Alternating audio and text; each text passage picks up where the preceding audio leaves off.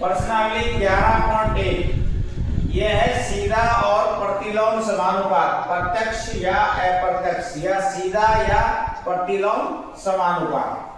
पहला सवाल दे रखा है समय और देर का किराया।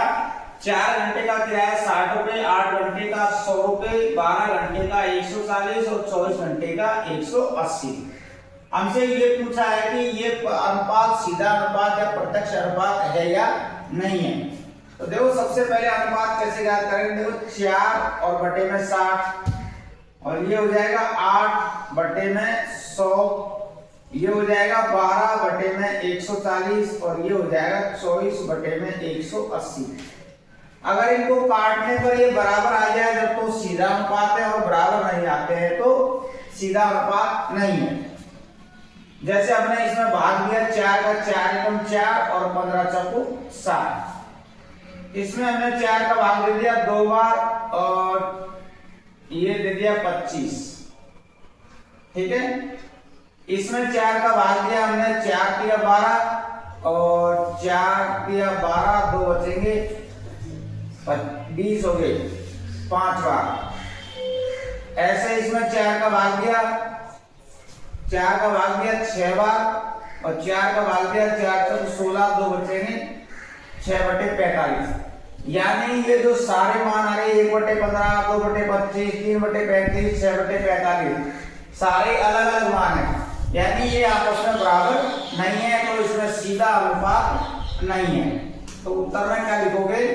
सीधा समानुपात नहीं है, सीधा समानुपात नहीं है, ठीक है। ये पहला सवाल है, बस इसमें आपको यही पता करना है ये बराबर आएंगे तो सीधा अनुपात है, नहीं तो बराबर नहीं है तो सीधा अनुपात नहीं है। ये पहला सवाल है। पहला सवाल है, ये समय दे रखा है, किराया दे रखा है। प्रश्नावली 11.1 है सीधा या प्रतिलोम अनुपात। सीधा यानी प्रत्यक्ष या प्रतिलोम समानुपात। ये समय दे रखा है 4 घंटे, किराया 60 रुपए, 8 घंटे का 100, 12 घंटे का 140 और 24 घंटे का 180 किराया।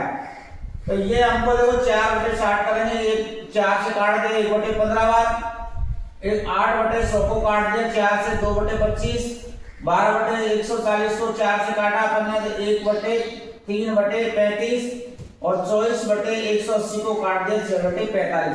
यानी सबके मान अलग अलग आ रहे हैं।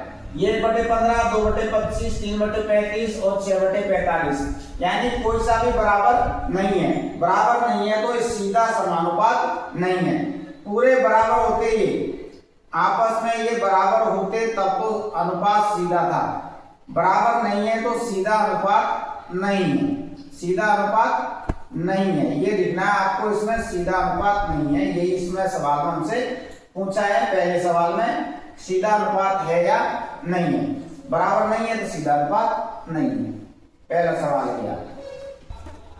दूसरा सवाल है, ये इस प्रकार से सारणी दे रखी है, लाल रंग के पदार्थ है, नीचे मिश्रण का भाग है। इसमें दे रखा है 1, 4, 7, 12 और 20, नीचे दे रखा है 8।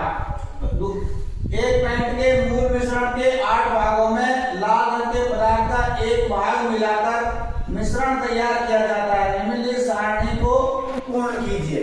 निम्नलिखित सारणी को पूर्ण कीजिए, यानी 1 का भाग बनता है 8। तो अब ये यहाँ पर देखो 4 को किससे गुणा करना है हमको? 8 से। 4 को 8 से गुणा करेंगे तो कितना आ जाएगा? 32। कितना आ जाएगा? 32। इसी प्रकार 7 को 8 से गुणा करेंगे, 7 गुणा 8 करने पर कितना आ जाएगा? 56। कितना आ जाएगा? 56, ठीक है। अब 12 को किससे गुणा करना है? 8 से। 12 गुणा 8 करेंगे, 12 उल्टी 96, कितना आएंगे? 96। फिर 8 को किससे गुणा करेंगे? 20 से, तो कितना आ जाएगा? 160। यानी दूसरे सवाल में आपको ये सारणी को पूर्ण करना है, भरना है। 1 बटे 8 दे रखा था, 4 को 8 से गुणा करके इधर लिखना है, 7 को और 8 को गुणा करके यहाँ लिखना है, 12 को और 8 को गुणा किया तो 96, तो 20 को और 8 को गुणा किया तो 160। ये आपका दूसरा सवाल में पूछा गया है। मिलाए जाने वाले की आवश्यकता है, तो इसमें सारणी को इस प्रकार से आपको इसको भरना है, ठीक है। तो ये दूसरा सवाल हो गया। तीसरा सवाल है प्रश्न 2 में यदि लाल रंग के पदार्थ के एक भाग के लिए 75 ml मूल मिश्रण की आवश्यकता हो, जैसे अपने दूसरे सवाल में क्या था, एक भाग के लिए 8 ml दे रखा था, तो वहां पर एक के लिए आप तीसरे सवाल में कितना कर दिया इसने 75 ml कर दिया। कितने ml? 75 ml। तो मूल मिश्रण के 1800 ml में हम कितना लाल रंग का पदार्थ मिलाना चाहिए? तो लाल रंग का मिला x मान लिया आपने, कितना मान लिया? लाल रंग का भाग x भाग मिलाया, 1800 ml के लिए कितना भाग मिलाया? x। या इसको अपन ऐसे लिख सकते हैं, यहां पर 1800 ml के लिए लाल रंग ये क्या मान लिया हमने? x। तो ये हो जाएगा, देखो आपका 1/75 बराबर x बटे में 1800, x बटे में 1800। एक भाग के लिए 75 ml है, 1/75, x के लिए 1800 है, तो x बटे 18 बदल गुणा कर ले इसको, तो ये हो जाएगा आपका 75x बराबर 1800। तो x बराबर कितना हो जाएगा फिर आपका 1800 बटे में 75, 1800 बटे में 75। 25 का भाग दे दे इसमें, 25 की 75, या फिर 3 का भाग दे लो, जैसे मैं आपको कोशिश करें। 25 का भाग दिया, 25 छक्का 150, भाग दे देते हैं 1800, इसमें भाग दिया हमने 25 का, 25 छक्का 150, 25 7 175, 25 7 175, 5 बच गए 0, 25 दूनी 50। 25 का भाग कितने बार गया इसमें? 72 बार। कितने बार गया? 72 बार। और बटे में कितना है? 3 का भाग देंगे 72 में, कितने बार जाएगा? 24 बार। कितने बार गया? 24 बार। तो कितना मिलाया गया? मूल मिश्रण के 1800 ml के लिए 24 भाग। कितना भाग मिलाया? 24 भाग मिलाया गया। एक भाग के लिए 75 ml है, लाल रंग का भाग हमने x मान लिया, तो बराबर हो जाएगा 1/75 बराबर x बटे 1800, बजर गुणा करेंगे 75x बराबर 1800 हो गया। x का मान ज्ञात करना, 1800 75 का भाग देना है, 25 का भाग दे दे इसमें 3 बार, इसमें 25 का भाग दिया 72 बार, 72 में 3 का भाग दे दे, कितना आ गया? 24। तो लाल रंग का जो x भाग मिलाया गया वो कितना भाग था? 24 भाग था। ये आपका तीसरा सवाल है। चौथा सवाल है, किसी सॉफ्ट ड्रिंक फैक्ट्री में एक मशीन 840 बोतल 6 घंटे में भरती है, वह मशीन 5 घंटे में कितनी बोतल भरेगी? समय दे रखा है और बोतल, दो शब्द पकड़ लिए हमने, समय और बोतल। फिर यहाँ अनुपात का चिन्ह है, यहाँ समानुपात का, यानी 4 बिंदी लगाने हैं। 4 बिंदी का मतलब होता है समानुपात। समानुपात का चिन्ह लगा देंगे, जैसे यहाँ समय और बोतल लिखा था इसी प्रकार यहाँ समय और बोतल लिखेंगे। यानी पहले 6 घंटे में कितनी बोतल भर रही है? वो 840। फिर समय हमको दे रखा है 5 घंटे कितनी बोतल भरेगी, ये हमसे पूछा गया। इसको क्या मान लिया हमने? x। क्या मान लिया? x। अब इसमें देखो क्या करना होता है हमको, तीसरी और ये दूसरी और तीसरी संख्या गुणा होती है, और पहली और लास्ट वाली, तो ये हो जाएगा 6 गुणा x बराबर 840 गुणा में 5। इस प्रकार से आपको 4 दे रखे हैं, समय और बोतल। कोई भी सवाल दे रखा हो उसमें तो आपको 2 शब्द यहाँ लिखने हैं, समानुपात का चिन्ह लगाना है, फिर वही शब्द दोबारा लिखने हैं। 6 घंटे थे, उसमें 840 बोतल भर रही थी, तो 5 घंटे में कितनी बोतल भरेगी? x मान लिया। तो दूसरी और तीसरी संख्या को गुणा करके बराबर में लिखना है, और चौथी और पहली को पहले लिखना है।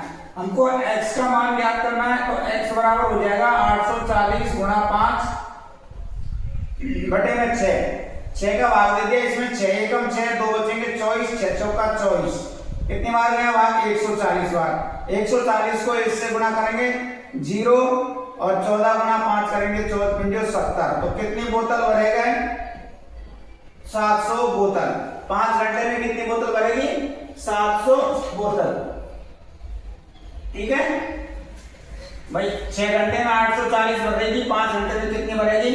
तो ये दूसरी को तीसरी से गुणा करना है, पहली और चौथी गुणा करना है। पहली संख्या 6, चौथी x है, 6 गुणा x, फिर 840 गुणा 5, x का मान ज्ञात करना, 840 गुणा 5 बटे में 6, 6 का भाग दे दिया, इसमें 140, 140 को 5 से गुणा किया, कितना आ गया 700 बोतल। ये हो गया आपका चौथा सवाल। पांचवा सवाल है आपका, एक बैक्टीरिया या जीवाणु के फोटोग्राफ को 50,000 गुना आवर्धित करने पर उसकी लंबाई 5 सेंटीमीटर हो जाती है। देखो दो शब्द पकड़ लिख लिया मैंने, बैक्टीरिया और उसकी लंबाई, समानुपात का चिन्ह, फिर बैक्टीरिया और लंबाई। बैक्टीरिया को सबसे पहले 50,000 गुना आवर्धित किया तो उसकी लंबाई कितनी बढ़ रही है 5 सेंटीमीटर। फिर बैक्टीरिया को 20,000 गुना आवर्धित किया तो उसकी लंबाई कितनी बढ़ेगी ये हमको बताना है, यानी यहाँ पर लंबाई का मान हमको ज्ञात करना है। तो करना क्या है, पहली को किससे गुणा करोगे, लास्ट वाली से, और तीसरी को किससे गुणा करोगे, चौथी वाली से। तो यानी ये हो गया आपका 50,000 गुणा x बराबर 5 गुणा 20,000, पहली और लास्ट और तीसरी और चौथी। तो पहली और लास्ट और तीसरी और चौथी। मान हमको x का ज्ञात करना, तो x बराबर हो जाएगा आपका 5 गुणा 20,000 बटे में 50,000। ये 3 जीरो से 3 जीरो कट गई, ये जीरो से ये जीरो कट गई, और 5 का भाग 5 में दे दिया एक बार। तो x बराबर कितना बच गया आपका 2 सेंटीमीटर। यानी 50,000 गुना बैक्टीरिया को आवर्धित किया तो उसकी लंबाई बढ़ी थी 5 सेंटीमीटर।